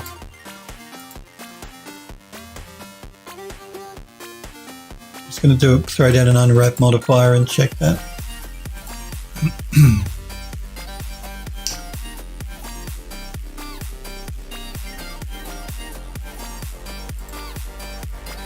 No, that's fine. Just making sure the UV mapping is correct.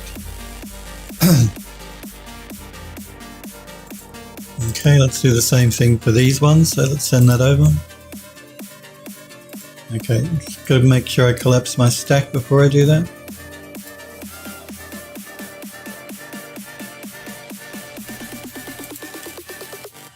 Again, just a visual error in the program here, not a problem with the mesh. It's actually, pardon me, it's not a problem with Rhizome UV, it's a problem with the plugin that the guy created to send the model between Max and Rhizome. That's where the issue is, because I've run into this before. So it's not even an issue for the Rhizome program, it's just a problem with the plugin. Let's send that back. I just again want to check that UV though, just to make sure. Yeah, again, that's fine. That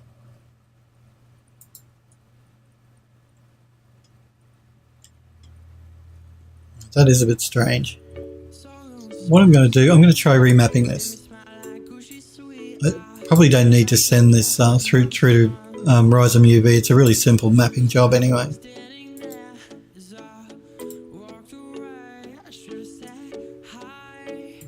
Going to undo that. I'm just going to remove those two modifiers, do an unwrap again. Just going to do a straight flatten mapping.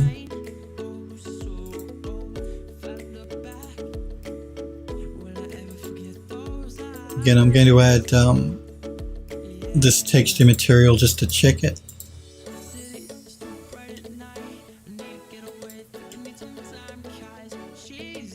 It should be fine.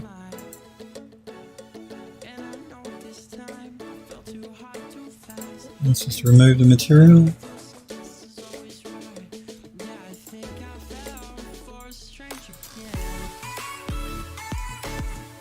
Now we should just be able to copy that modifier over to the other two.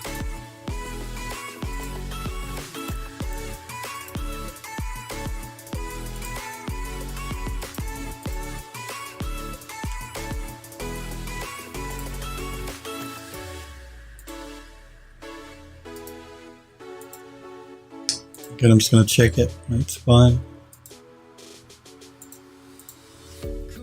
Okay, so we've UV mapped them.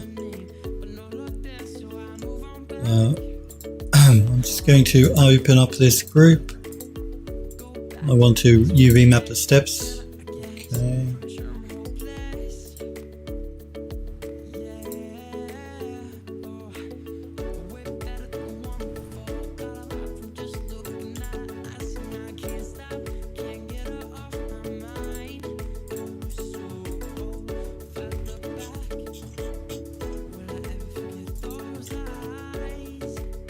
That should be good.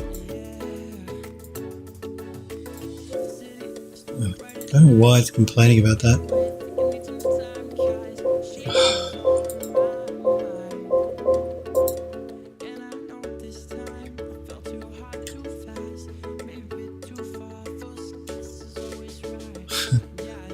Anyway, I don't know why it moved it. It's freaking out.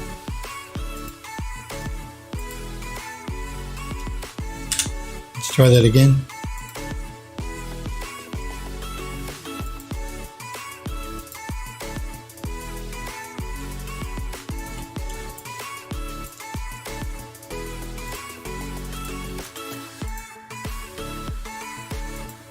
Okay, let's send it back. Again, it's freaking out.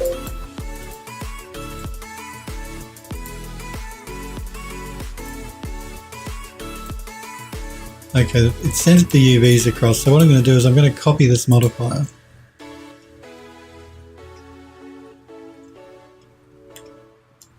I think it's because it's part of a group. It really doesn't like an object in a group. Rhizome plugin here doesn't like an object in a group, but we should be able to just paste our UVs across anyway. So we can close the group. Yeah, the plugin does not like objects in a group. It freaks it out. But we should just be able to paste our modifier on the same geometry. Yep. So yeah, just be aware of that. If you're a Max user and you're using the plugin for Rhizome UV, don't have things in a group. It freaks it out.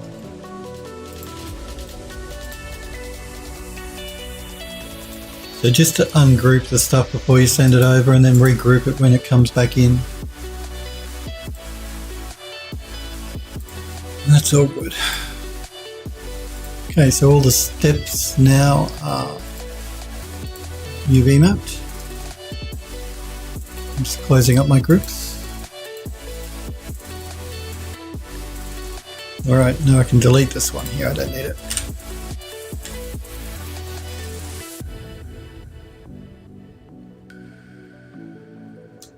Alright. I think we might not tempt fate and we might leave it there for today though, guys and girls. We've got a lot of our bits and pieces in, so that's good. We'll pick up where we left off today, tomorrow. We'll probably put the railings in the ironwork and stuff around the outside edges. We're going to have to work out some way to do it so that we keep our pieces modular. But that will be a task for tomorrow. I do want to thank you guys and girls so very much for hanging out with me, putting up with the internet crash and watching. I'm sorry about the fact that when I came back we were only at 1080p. We'll see how we go tomorrow.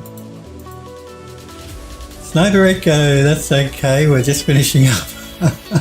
Yeah, I'll be back on again tomorrow, guys and girls. I'm just going to do a save here to make sure. Back. Yeah, we'll just do a save. Yeah, so I'll be back on again tomorrow. We'll pick up where we left off here today, and we'll look at trying to make these modular pieces. Smokery Barbecue, yes, he's late, isn't he? An Android love. But yeah, thanks guys and girls. I'll be back on again tomorrow. Hopefully I'll see you then. Take care.